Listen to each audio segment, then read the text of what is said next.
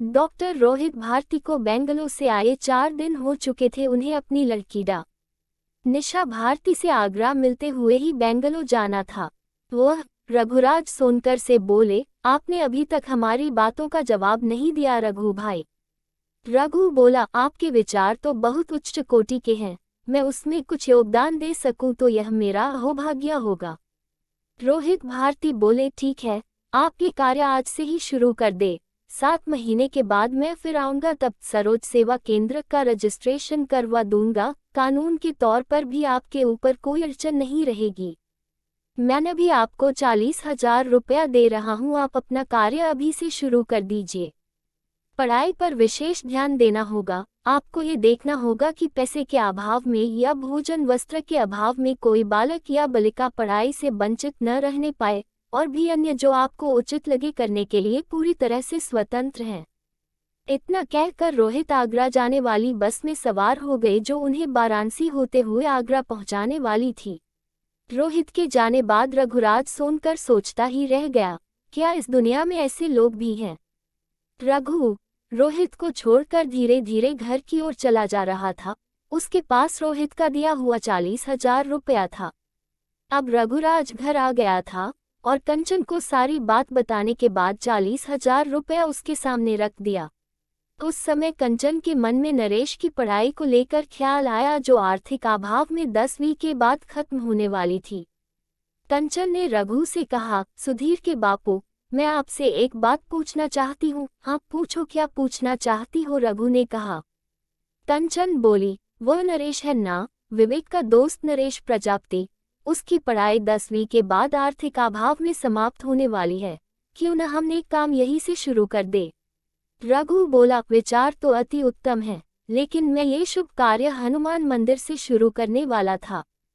वहाँ जो भी श्रद्धालु आते हैं उनके लिए चाय, पानी और अल्पाहार की निःशुल्क व्यवस्था करना होगा। कंचन बोली, ठीक है, ये शुभ कार्य आज ही हनुमान मंदिर से शुरू कर दीजिए।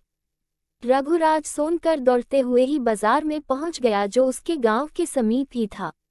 वहां सब रघुराज को पहचानते थे। वह जाकर एक हलवाई की दुकान पर बैठ गया और दिनेश नाम के आदमी से बोला, दिनेश भाई, हनुमान जी के मंदिर पर जितने भी श्रद्धालु आए हुए हैं उनके लिए चाय और जलपान लेकर आपको अभी जाना है तथा वहां आए हुए सभी श्रद्धालुओं की सेवा में उपस्थित करना है, लेकिन मेरा नाम नहीं बताना है।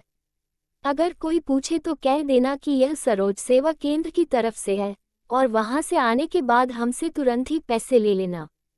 दिनेश चाय और अन्य अल्पाहार लेकर हनुमान मंदिर पर आए हुए सभी श्रद्धालुओं को समर्पित करके लौट आया। तब उससे रघु ने पूछा, कितना रुपया आपका हुआ।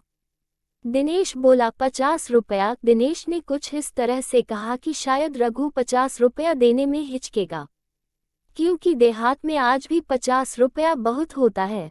लेकिन रघु ने तुरंत ही 50 रुपया दिनेश को दे दिया। पैसा लेने के बाद दिनेश रघु का मुंह देखता रह गया, लेकिन रघु ने हनुमान जी की मूर्ति के सामने सिर झुकाकर प्रणाम किया, फिर घर की तरफ चल दिया।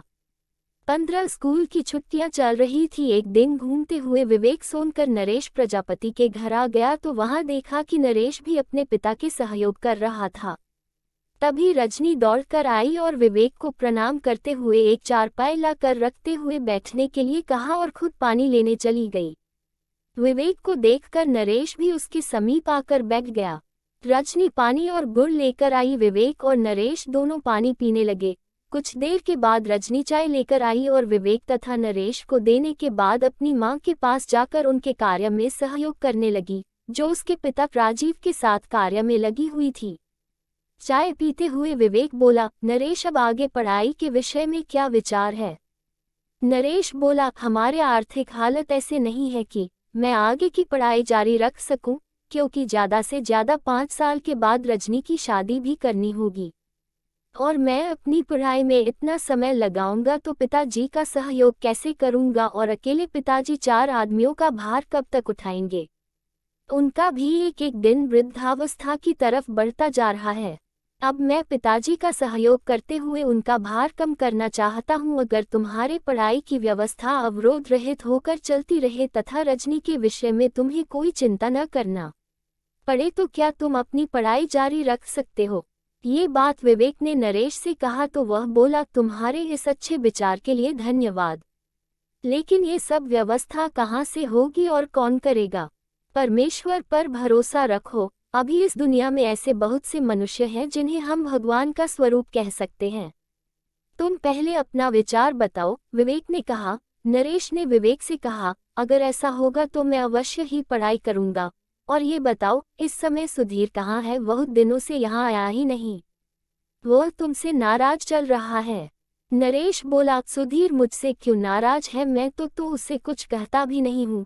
तभी रजनी दूर से बोली, नरेश भैया, आपकी एक बात सुधीर को लग गई। नरेश ने पूछा, ऐसी कौन सी बात है जो सुधीर को लग गई? ये बात है कि आपने एक बार उसे कह दिया था कि तुम एक नंबर पर कभी पास नहीं हो सकते हो। नरेश बोला, ठीक है, मैं अपने छोटे भाई को मना लूंगा, लेकिन ये बात मैंने उसे एकदम हल्का में कही थी। उसे सुधीर ने अपने मन में बैठा लिया है। चलो अच्छा हुआ, इसी बात लगकर वह नंबर 1 तो आएगा।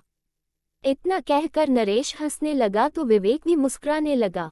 परीक्षा के बाद आज इतना उन्मुक्त होकर नरेश को पहली बार हंसते हुए विवेक देख रहा था। अच्छा नरेश, ये बताओ, नाम लिखवाने के लिए कौन सा स्कूल अच्छा रहेगा? कस्तूरबा इंटर कॉलेज या फिर टैगोर इंटर कॉलेज? इन दोनों विद्यालय पर पढ़ाई बहुत बढ़िया होती है तथा अन्य सुविधाएं भी हैं।